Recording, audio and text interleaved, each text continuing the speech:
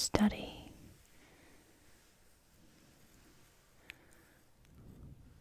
It's time to relax and breathe and release tension.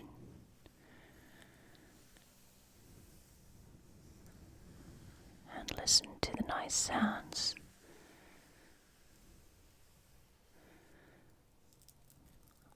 I'm wearing some glass bead bracelets today because I like the sounds. It's a very soft sound.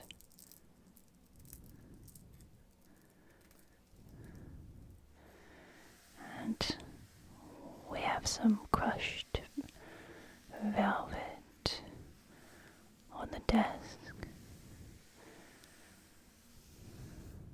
So you have some nice sounds outside as well, as the rain is coming down on the window.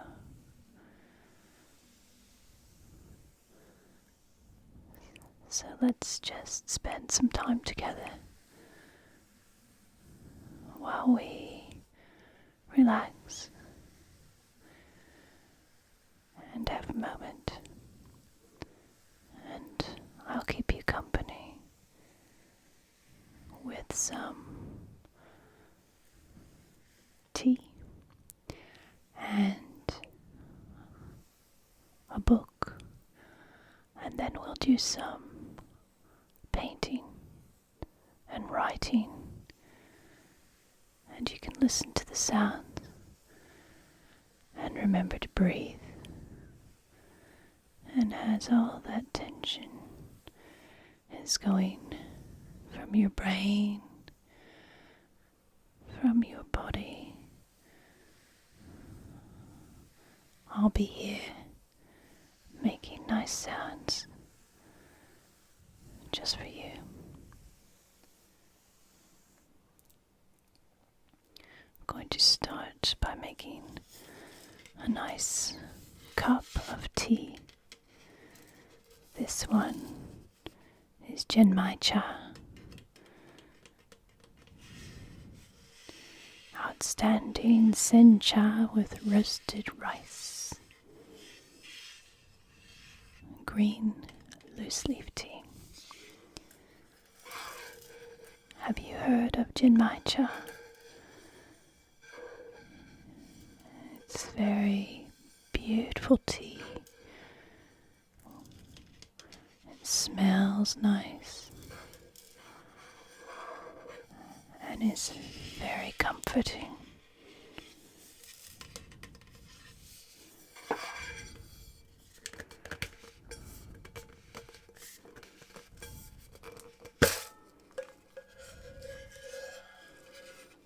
You can see I've put 2 different kinds in here. This one is from T2 Jade Mountain.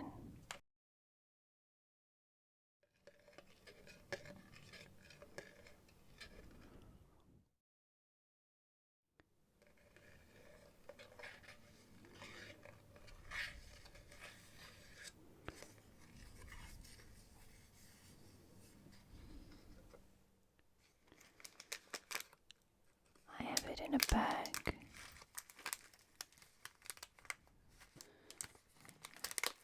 And it smells so nice.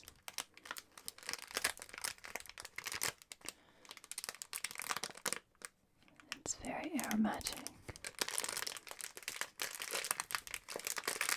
You can see the rice and roasted almonds and green tea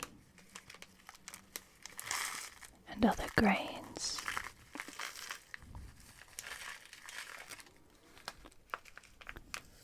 There's also the last of the supreme genmaicha,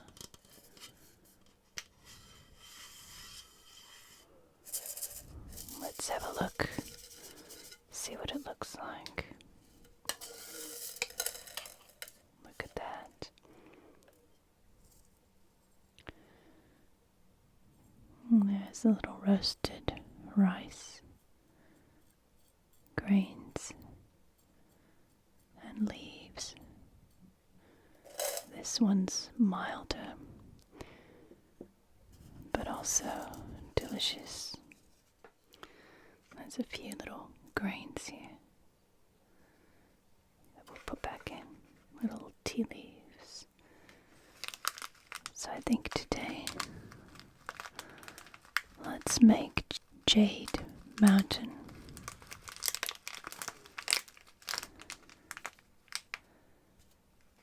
So I'll use our glass teacup. You can see the glass beads make sounds on the teacup.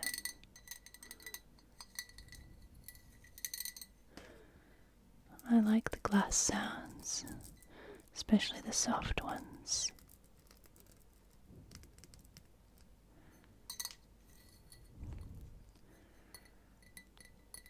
Do you like the glass sounds?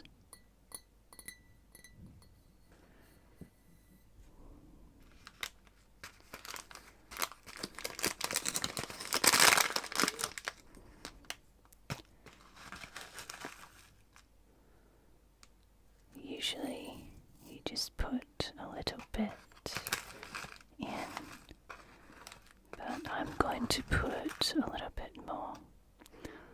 A little bit more. Just to make the tea dark.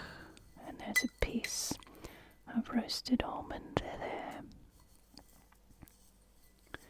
And you can see the tea leaves from our Jade Mountain.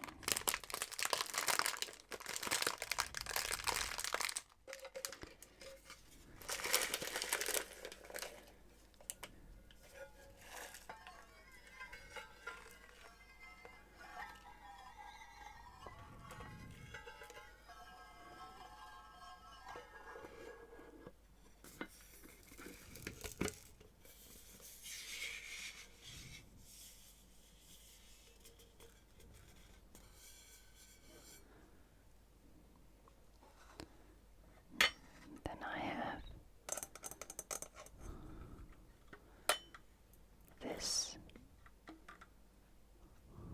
boiled water. Let's see if I can. Do you see it?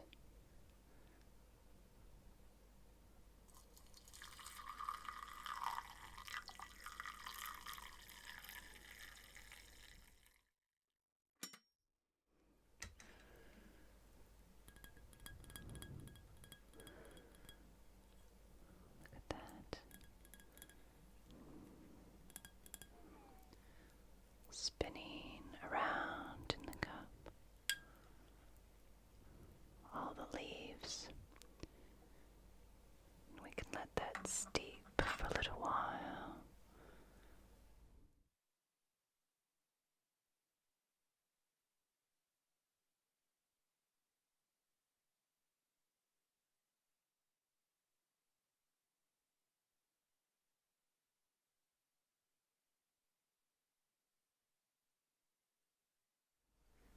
And while we watch that steep,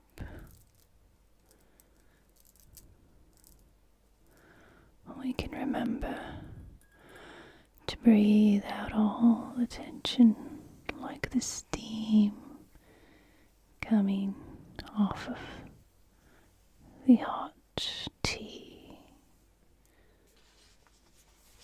Let's look at a book together.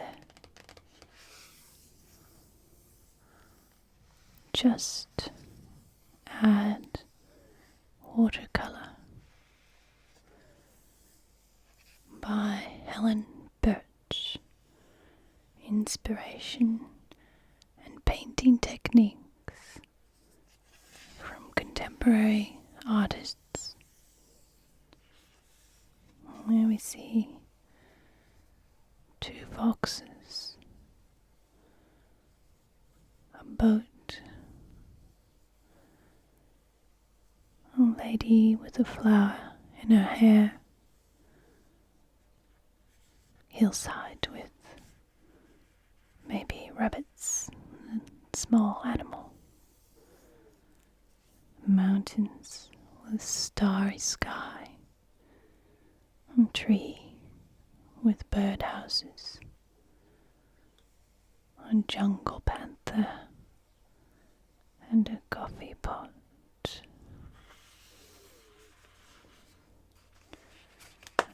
And the inside is a bold colour of orange. And there we have a sea turtle.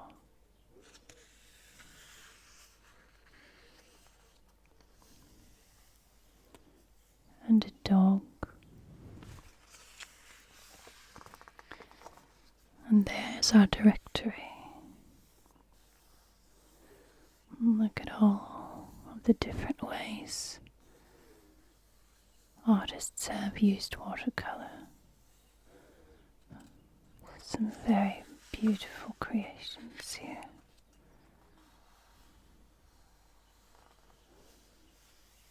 People, animals, landscape, and flowers. This one I particularly like. This artist has done some things for stationery, and I like the way they play with how the colours blend and then use ink to draw designs on top.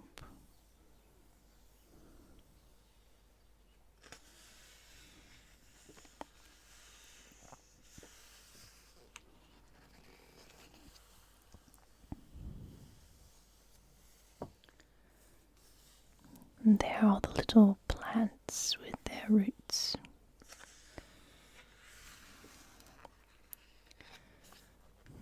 Here we have monochrome painting, where you paint with just one colour or one pigment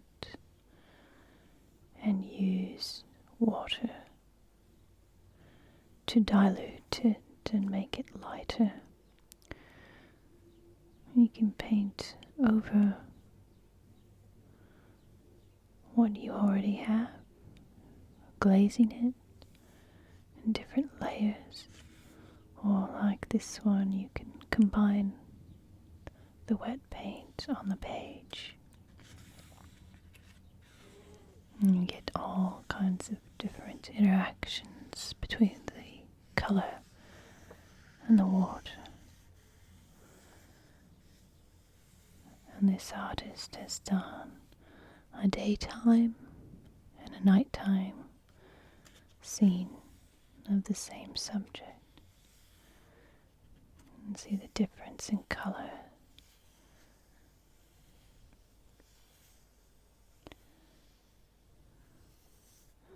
And look at our tea. Look at that, some of the rice has sunk to the bottom and some has floated to the top.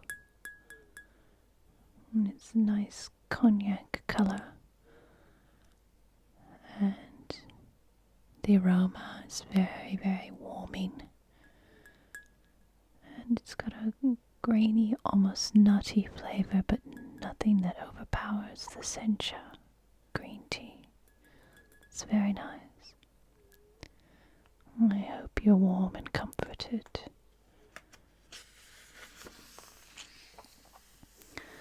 Bold and unusual colour. These people, the dominance of red, so using a colour that's not a natural colour for the subject, and a pair of tennis shoes painted onto some book pages that have been glued to the canvas. The contemporary street view. And there's an example of using a high key color such as orange, red, even yellow, some greens to accentuate something in the painting.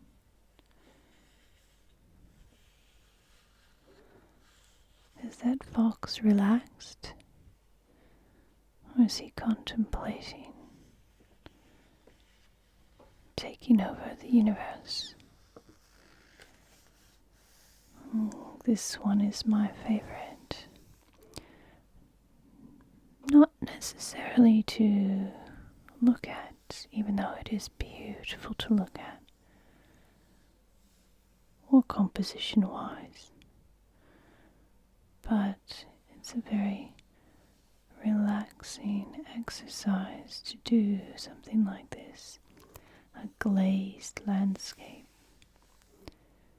So you might have one pigment and you might mix it with the next color on the color wheel or with water.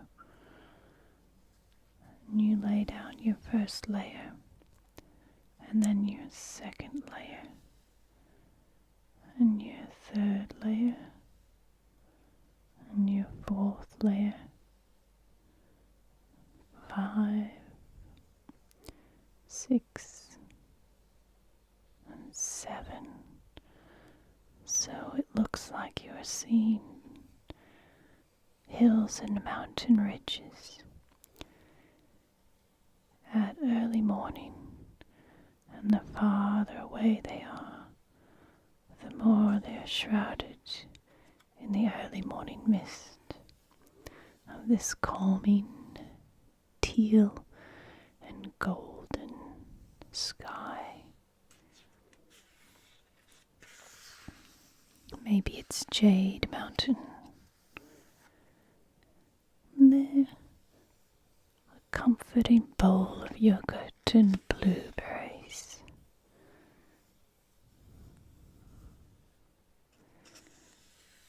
It says this simple, still life of blueberries in a bowl employs the traditional watercolor technique of overlaying translucent color washes on white paper with areas of unpainted paper used to indicate highlights.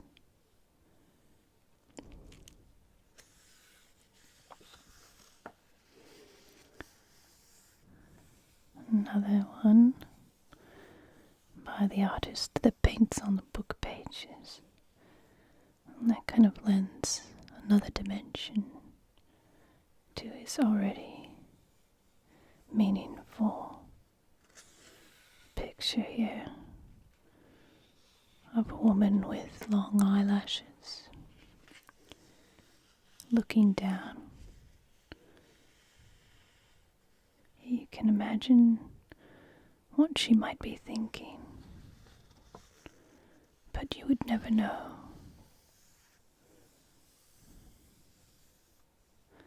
And here we have inking in the details after putting the watercolor paint. And beautiful leaves, and different sides of the leaves as they curl.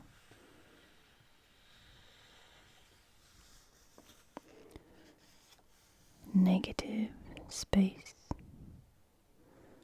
Paintings communicate with us on various levels.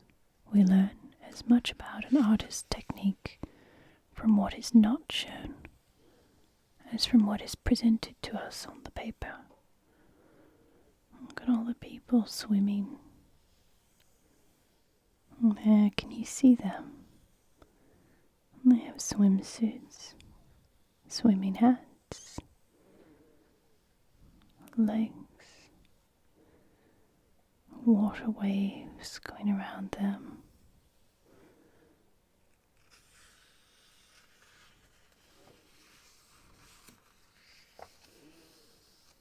There's an evening scene with reflections spots of light on the water.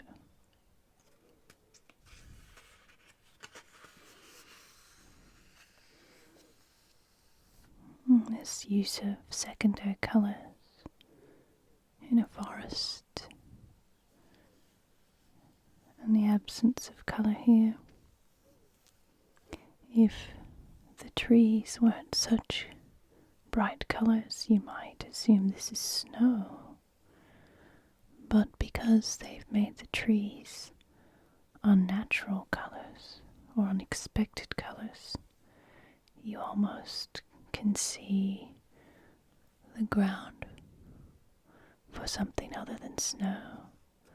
It invites you to imagine what it is you might be seeing. And here we have two trees, birds, and a cat.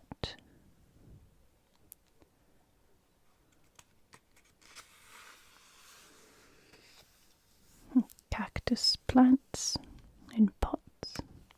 Look how the splodges of watercolour react to the paper and the water around them. Another tree with birds. So they've created a composite image here. The olive tree and 4 birds have all been separately rendered and then put into one picture. Looks like we have jackdaws, possibly a blackbird and a carrion crow. Oh, this one, beautiful cups. And it says phthalo green. And the green that's contrasted with the pink and the blue with the red. And beautiful, happy use of colours there.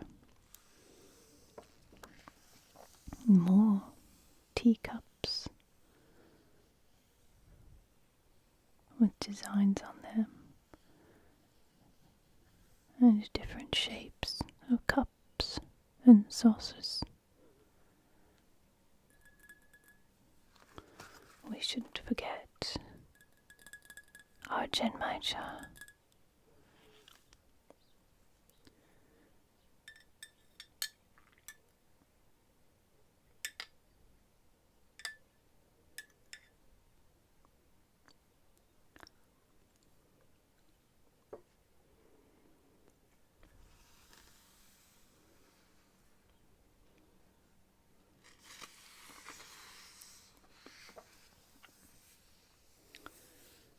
Using tone to create depth, the cityscape. It's a very rainy day. And there's buildings that are tall and some lights are on. And this one's done by stenciling. Look at the beautiful layers of colour in the red flowers. And leaves falling. It's beautiful contrast with the golds of the sunlight and the green of the leaves and the red flowers and berries. Must have been a very fun painting to make.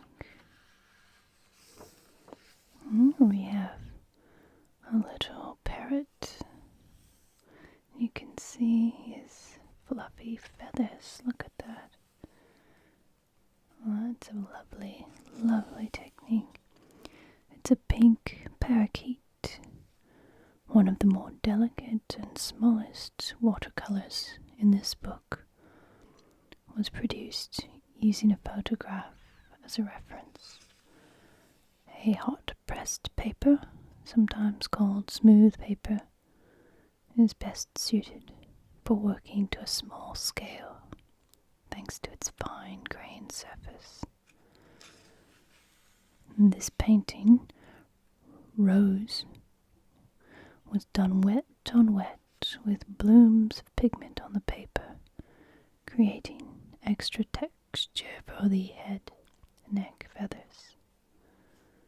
And if you look closely, you can see the water blooms. I'll see if I can show you.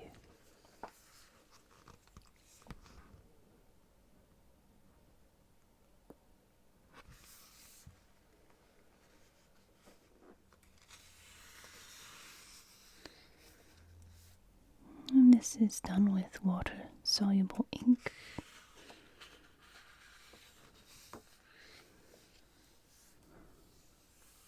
This one's a travel inventory. I don't know how you would do an inventory like this if you bought on a train. And again, this artist with her beautiful blooms and coloured pencil over the top. I could look at that for ages. You see all the lines. It's almost as if you're in an underwater coral reef. But you can use your imagination. We have all colours there, pastels, and some dark blue and black.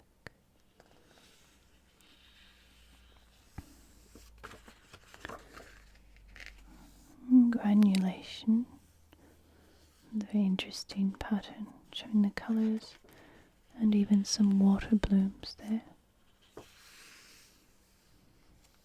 And ink blooms. See how that can make the pansies and violas stand out. Like how the paint and pigment just feathers into the water like that. And then they've still got the pencil marks there. Possibly put them over top. And there's our birdhouse tree. So the trees in the background, a little bit lighter in blue hue and much darker in the foreground. The colour shift and delicate brushwork for a garden with all different kinds of plants.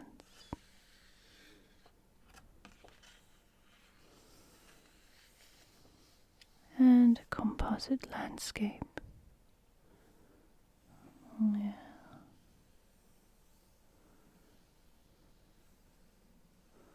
So we have larger, broad brush strokes and blending. And you can see several papers have been used here.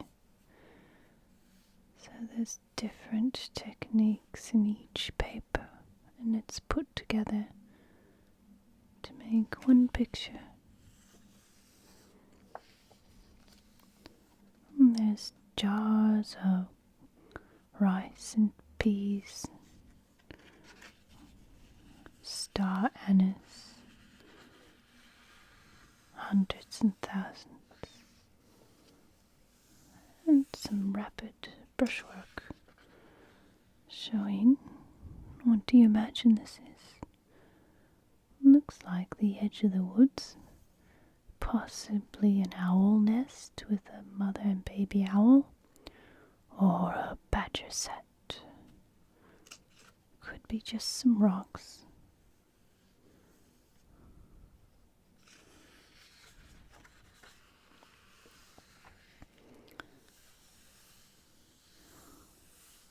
Pareidolia.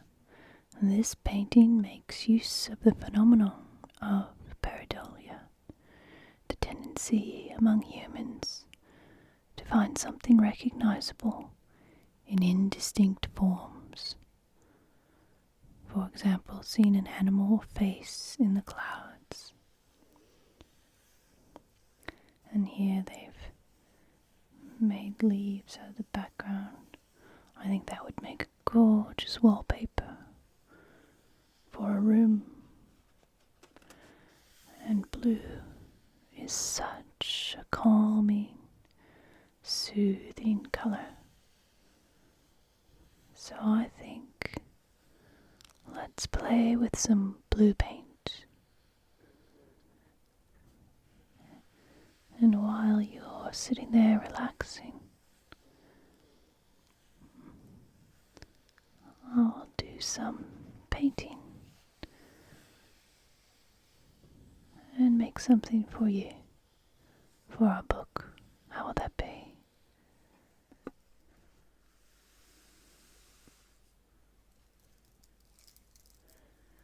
Let's start with a palette.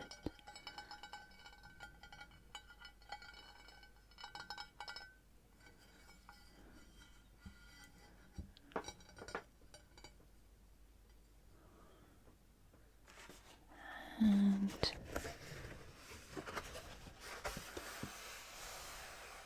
some smooth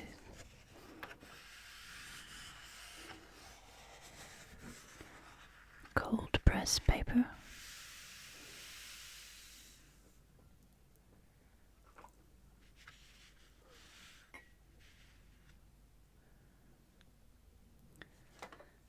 And I'm just going to use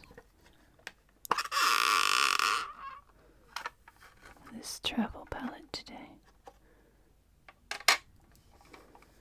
With all the little colours: orange, red, blue, green, gold and brown.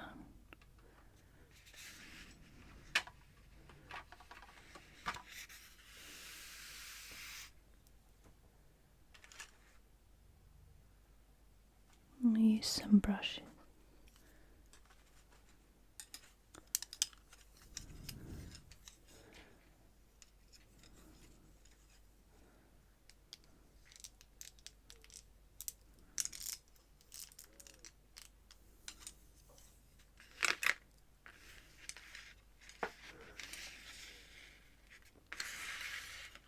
And so this will be a nice slow process as we wait for each layer to dry and drink our tea.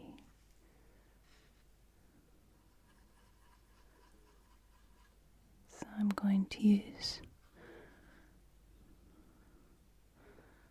primarily yellow, I think, with a little bit of green.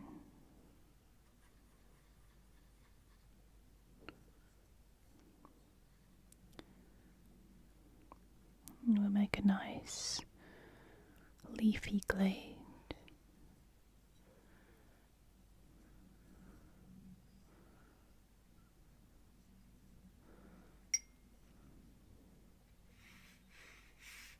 And look at that beautiful wash. I love doing washes just to see where the colour goes and the tint. Look at that beautiful pigment there.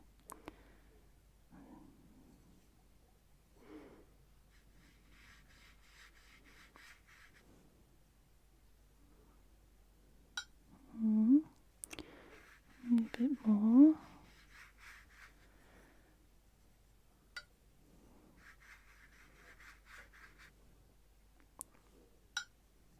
Now, just going down.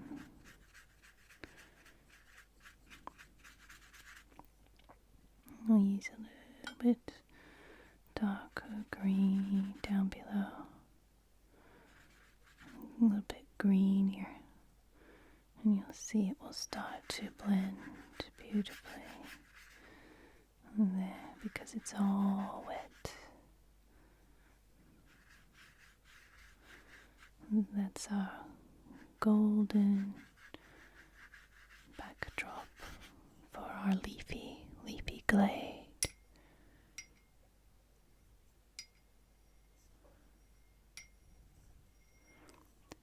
going to let this dry, and then we'll put another layer on it.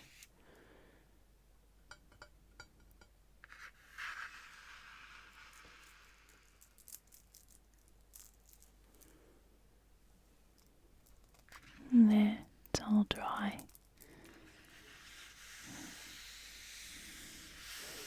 It's a little bumpy, but that's because we use a lot of water on it, and because it's been painted on before.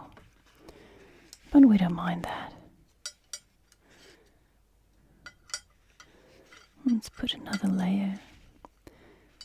I think we'll mix the yellow a little bit more with the green and get another watery layer, and there, a little bit more greeny. And this will be the plants in the distance. So we have a little plant there, so you could be maybe a little mouse or a vole, or maybe a badger or an otter, a beaver.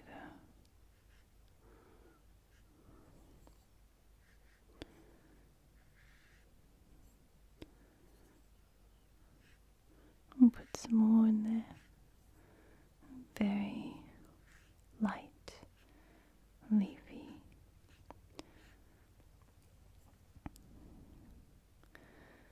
And that's our background.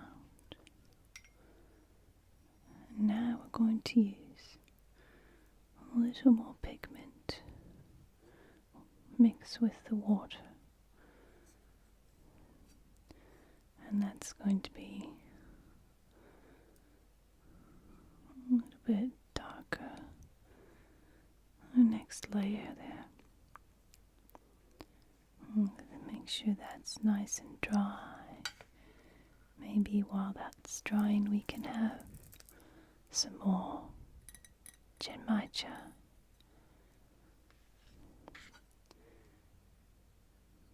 Now, a little bit darker, so we'll come more into the foreground.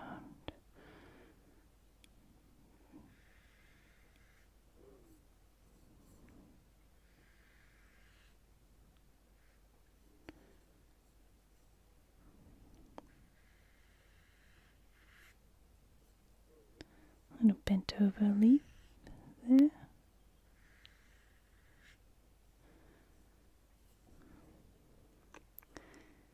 And maybe some hanging down ones. I think we did something similar with our Christmas tree that we painted in December. And the hanging down ones will be like Moomin Troll House. Do you remember when they had the jungle inside because of the hobgoblin's hat? There. And a little more pigment to water ratio again. And getting our goldy green, a little sunny glade. Let's do some grass. Look at that, how that's interacting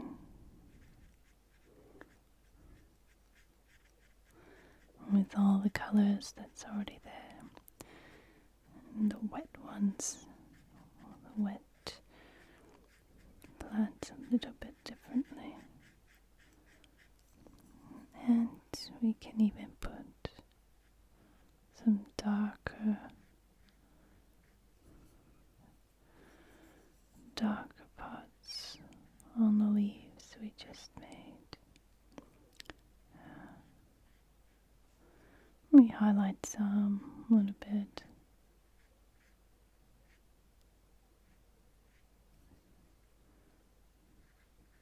A little bit like we did to Bulbasaur. And then dropping in on the wet. That's always fun. And disperses.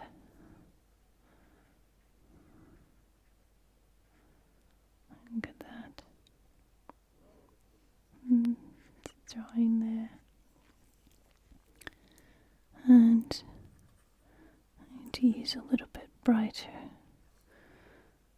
deeper green. Mix there. And maybe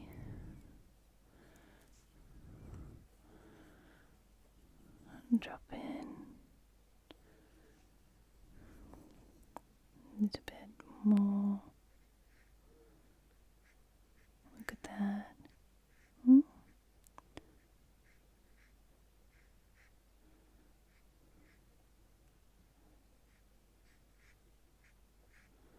And hanging down, maybe a willow. The kind they make the cricket bats out of. And they were starting to get some depth on there with the different layers.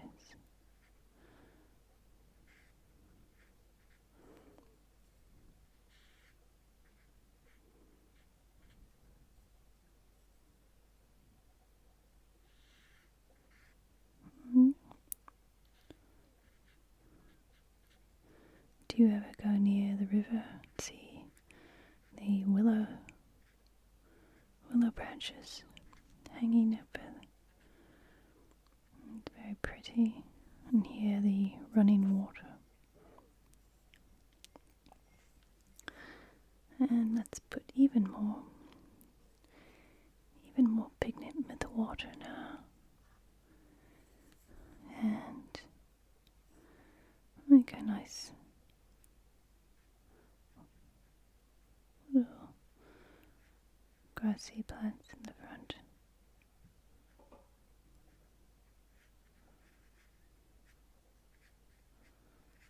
And there. Ooh, almost dipped the paintbrush in our genmaicha.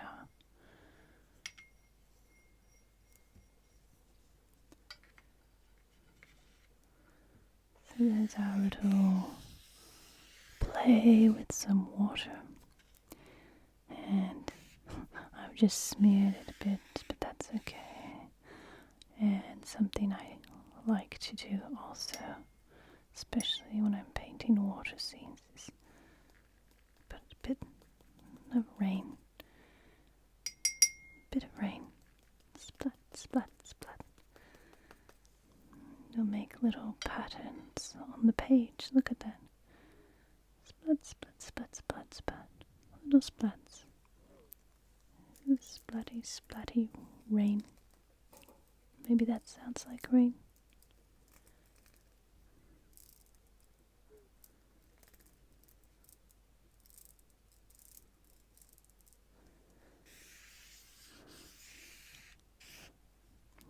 Let's let that dry and then we can put a message on it.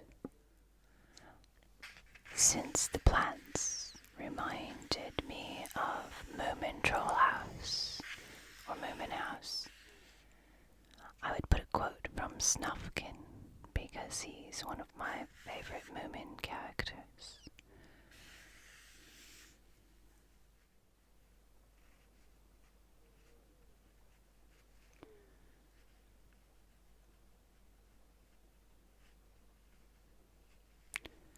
You must go on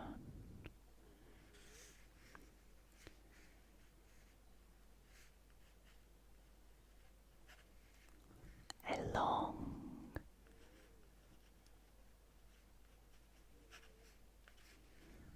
journey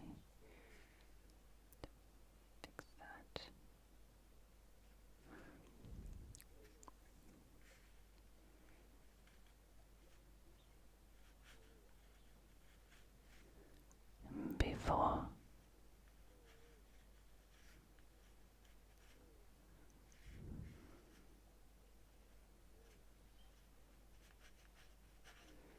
You can really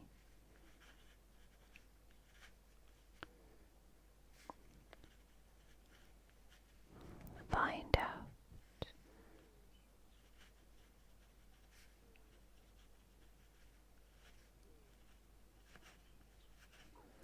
how wonderful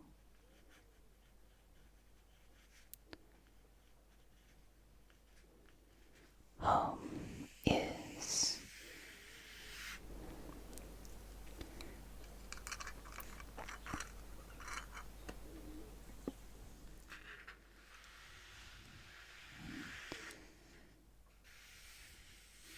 You must go on a long journey before you can really find out how wonderful home is. Shall we cut that out for your scrapbook? There's our little glass beads and our genmaicha.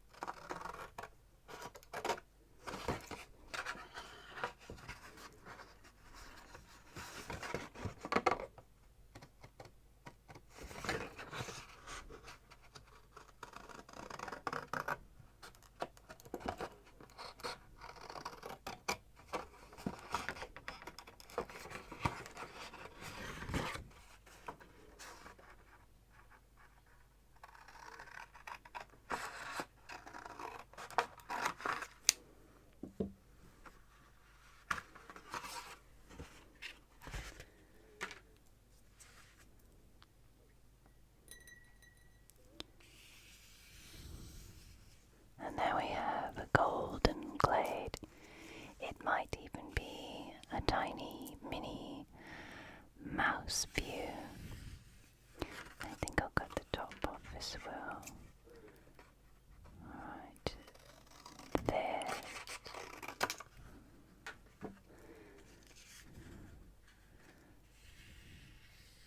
And the mouse has come out of his little tiny hole, tiny little cave and mouse house to see the greens and golden hues of the world. Anna said, you must go on a long journey before you can really find out how wonderful home is. I hope you're nice and calm, my friend, and that this has helped to relieve some tension in your brain and your body and your mind and your spirit, and you've enjoyed the warm tea sounds, the paper, the pictures.